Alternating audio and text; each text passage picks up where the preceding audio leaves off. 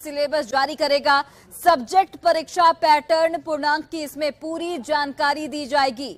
Objective प्रश्न का जो ऑप्शन है वो आसान नहीं होगा, ये भी जानकारी निकलकर सामने आ रही है। तुक्का लगाने पर आपको बड़ा नुकसान हो सकता है। बीपीएससी अपने स्तर का प्रश्न पूछेगा। महीने के अंत तक विज्ञापन देने की भी यहां पर तैयारी है।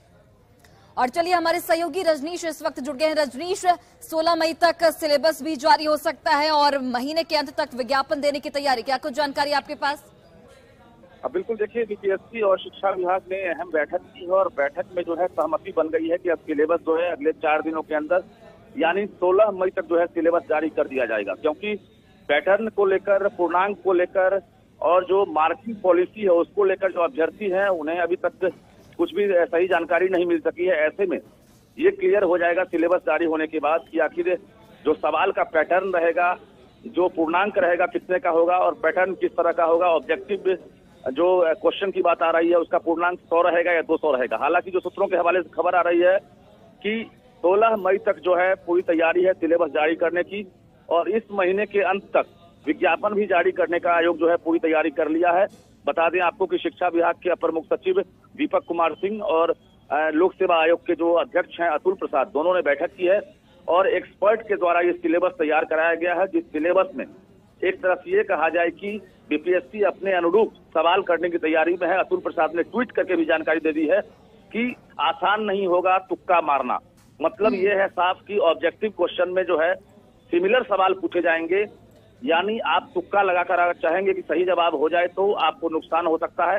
हालांकि ये भी साफ है कि नेगेटिव मार्किंग नहीं होगा, यानी जो हेडमास्टर की तरह जो परीक्षा होने वाली है, पहले ही इशारा मिल गया है कि जो पैटर्न होगा हेडमास्टर की जो परीक्षा इससे पहले आयोग ने लिया है उसी आधार पर परीक्षा टीचर बहाली में होगी।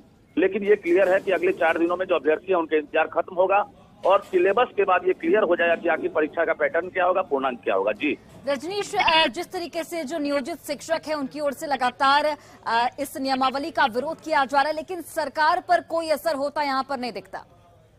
बिल्कुल, देखिए, कई ऐसे पहलू हैं जिस पर जो है लगातार डिमांड किया जा रहा है कि ये जो है मंजूर नहीं है। लेकिन शिक्षा मंत्री चंद्रशेखर ने साफ तौर से इनकार कर दिया है।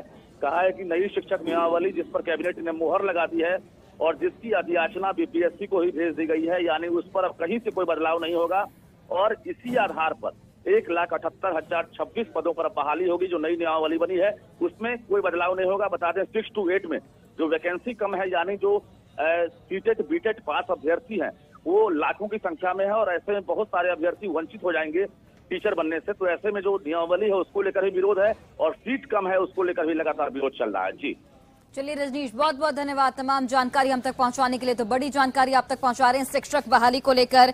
16 मई तक सिलेबस जारी हो सकता है। बीपीएससी सिलेबस जारी करेगा। सब्जेक्ट परीक्षा पैटर्न पूर्णांक को लेकर सिलेबस में पूरी जानकारी दी जाएगी। ऑब्जेक्टिव प्रश्न के जो ऑप्शन होंगे वो आसान नहीं होंगे।